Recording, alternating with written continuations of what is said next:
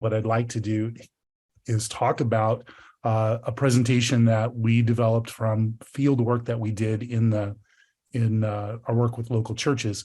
And we determined, or we discovered, that one of the things we were experiencing was that churches were in decline, and churches were struggling. And so we had to figure out, how do we help churches work through their issues? How do we help them think through their characteristics of their particular state?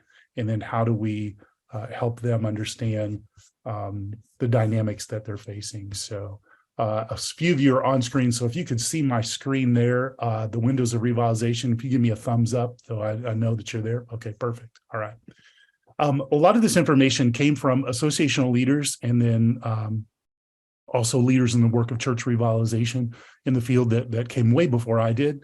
And so we've really understood church life cycles and many different things from the work that so many have done. Bob Dale, George Bullard, others who have looked at life cycles of churches, including Aubrey Malphurs. And so some of this information won't seem particularly new to you, but what we learned and are learning in our consultation phase with churches is that there are certain characteristics that require certain different kinds of leadership. So I want to go through these. Here's the stats for the SBC church family. Here's what we know, that about 40 out of 47,000 churches in our family, we have about 85% that at least need revitalization. It means that there's something going on in their church that has led to plateau and also decline, and different stages of decline. So we find that about 85% plus need to be replanted. We are doing a study right now. We have received 20 years of ACP data up to 2021. And so we'll be releasing more detailed analysis of that 20-year data that we have. 15%, 10 to 15% of those churches in our church family need to be replanted. And I'll define that later, but that's a start over. They need something more significant than just revitalization. So about 44,000 churches plus are in need of some sort of intervention. So churches experience life stages, which we all know. We've planted churches, we've seen churches grow and mature, we've also seen them decline. And so it's not uncommon to see a church follow the normal life cycle that a person does, through birth all the way through maturity and even into death. But we don't like to see churches die. In the replant team, we don't believe that churches have to die.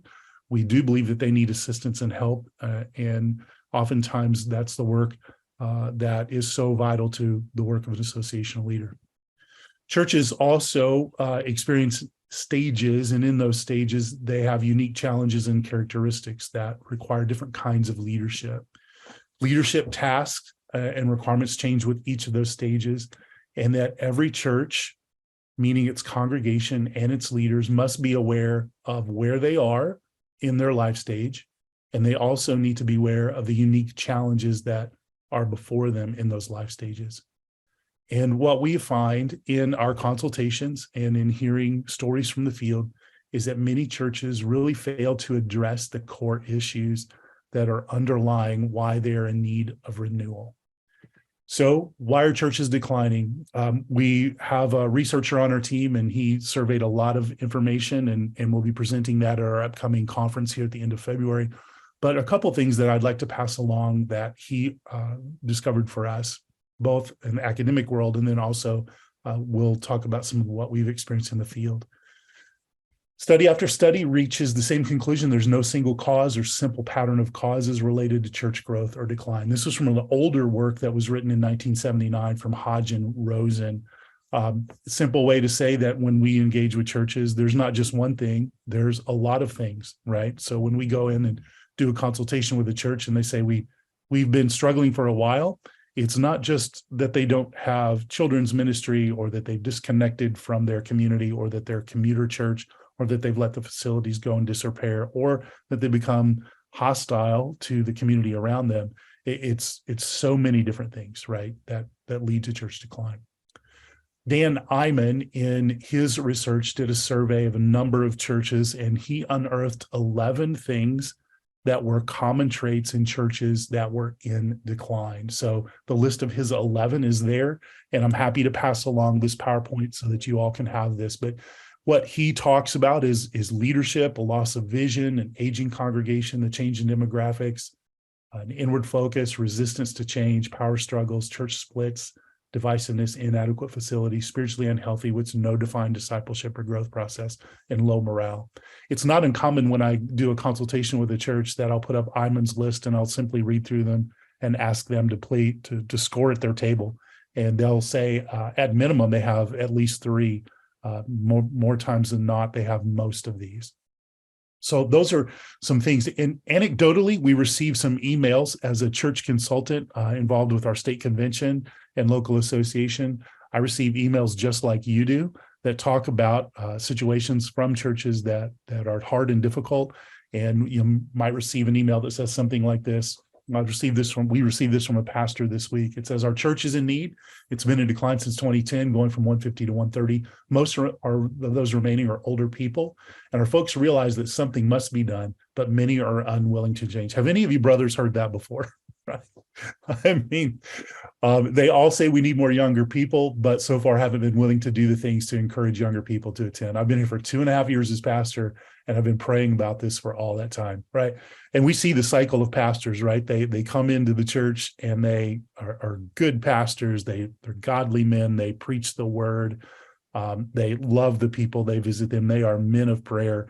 And what we find is there's still just a struggle to move past the decline state. So we also have to ask this question: if about 85% of churches are in decline, if 10 to 15% need to be replanted, how do we arrest and reverse the death and decline rate?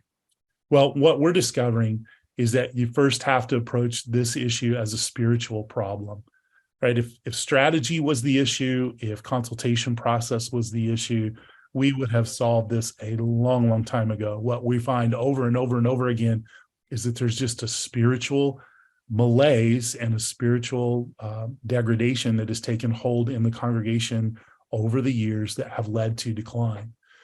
Now, the second thing we have to do is engage in strategic actions, but we have to address the spiritual issues first.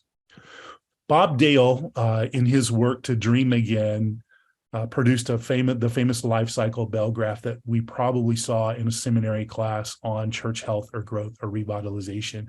So his simple stages are growth, maturity, plateau, decline, and death that compose the church life cycle.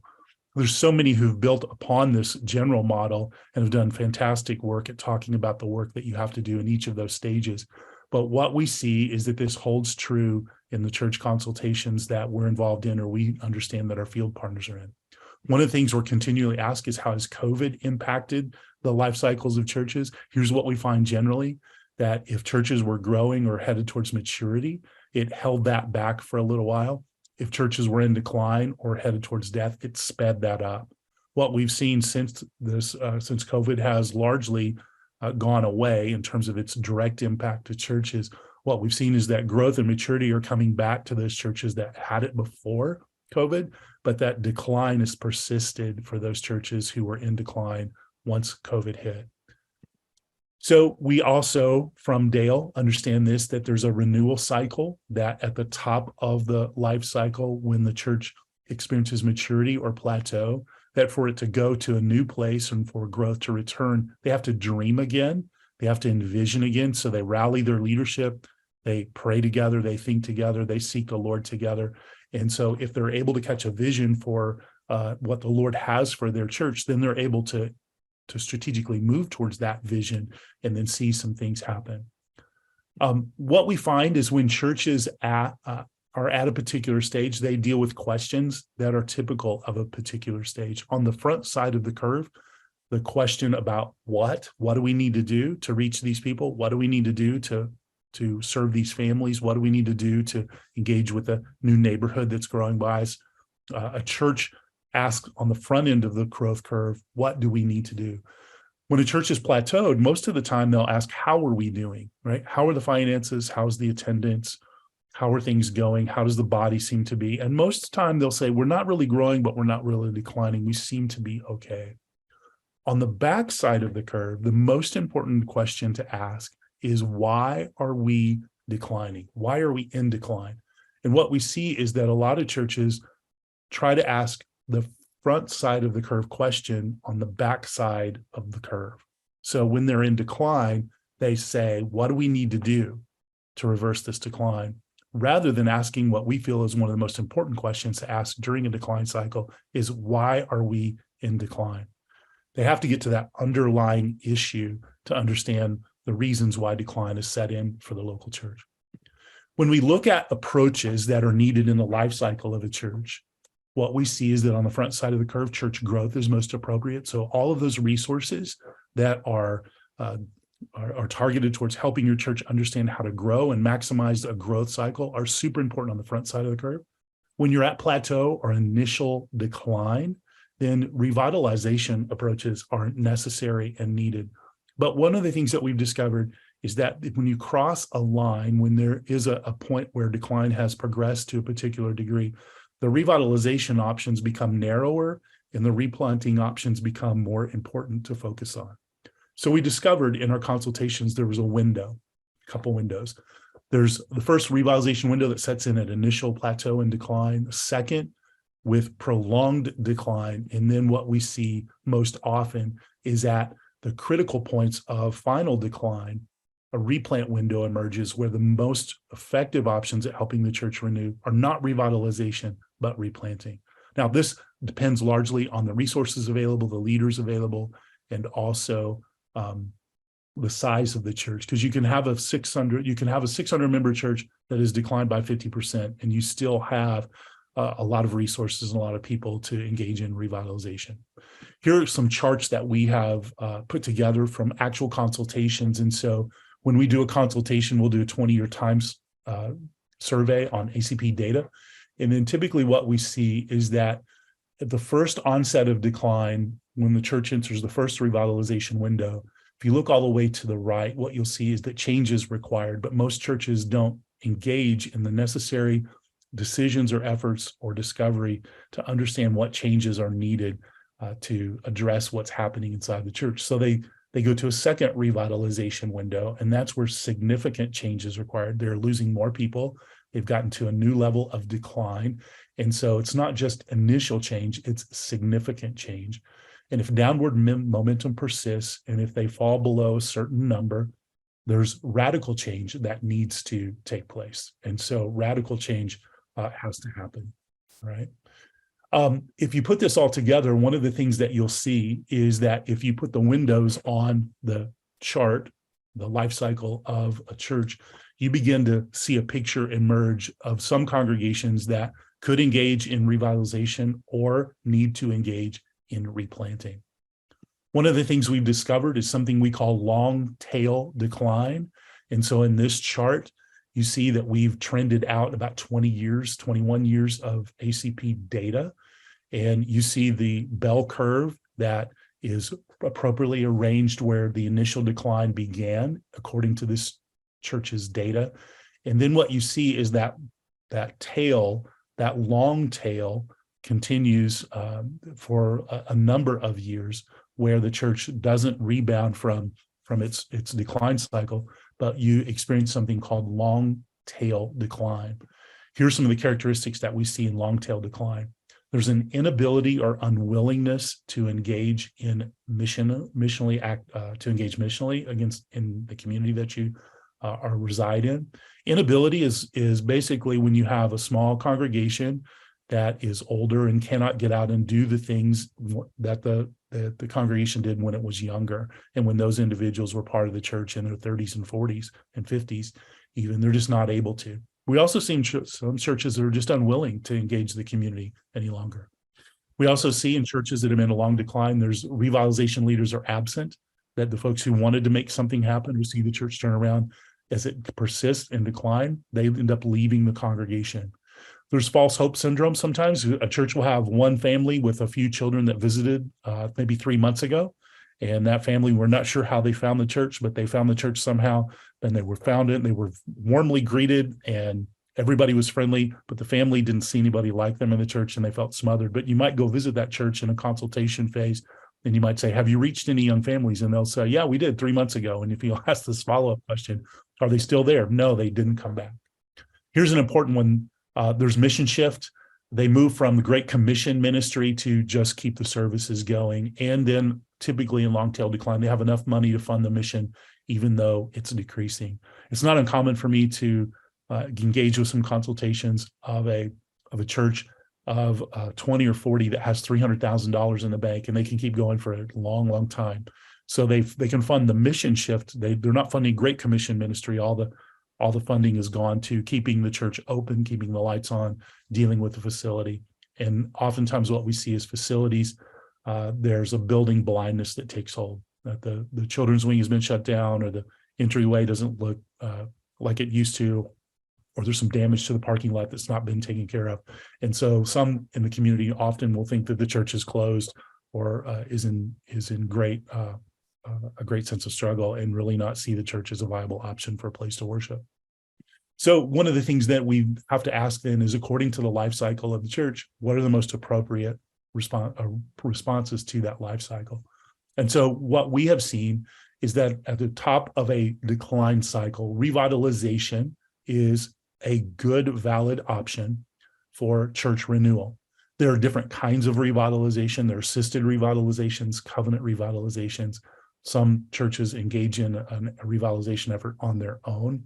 And so all those are viable options. As the decline cycle continues, as the church moves from the first window of revitalization into the second, the revitalization efforts that are most successful are those that are assisted or covenanted or guided from partners at the local association level, or a church revitalization partner, or a state convention, but they have more teeth in them, in the sense that the church has more accountability to the group that's helping them revise. As you go down the cycle, what you see is that replanting from within, or partnership replants, are options. And then the last one is closure, donation. And closure and donation will allow for the church's legacy to be continued on into the future. Let me give you quick definitions of revitalization. Revitalization, as our state partners have defined it a number of years ago, was a deliberate, dedicated, and protracted effort to reverse the death or decline rate of an existing church. And so you have an existing church plus existing leaders, existing structures, history and legacy, and a renewed and new effort. One of the things that we have seen is Rayner has said that about 80% of revitalization efforts fail. What we've discovered in the field is that unassisted revitalization efforts typically have a high failure rate, but that coached, guided, and assisted revitalizations have a high success rate. And so we're encouraged when we see churches engaged in a process with partners to seek revitalization. Replanting is the courageous decision to close an existing church and relaunch as a new church. And so here's what you have. You have a new leader, plus existing people, plus outside partners, plus new people, plus new structures and approaches that build on the history and the legacy of the church. There are a number of different kinds of replants options: replant from within, a marriage merger, an adoption campus, a family network, and then fostering is a new one that we're seeing, and then closure and donation. So I'm happy to share these resources with you as well, the slide deck, and then I'm also happy to answer any questions. And if you have any questions or need resources, or if there's any way we can support you in what you're doing, you can always email the team at replant@nam.net, and we'd be happy to help you in any way that we can.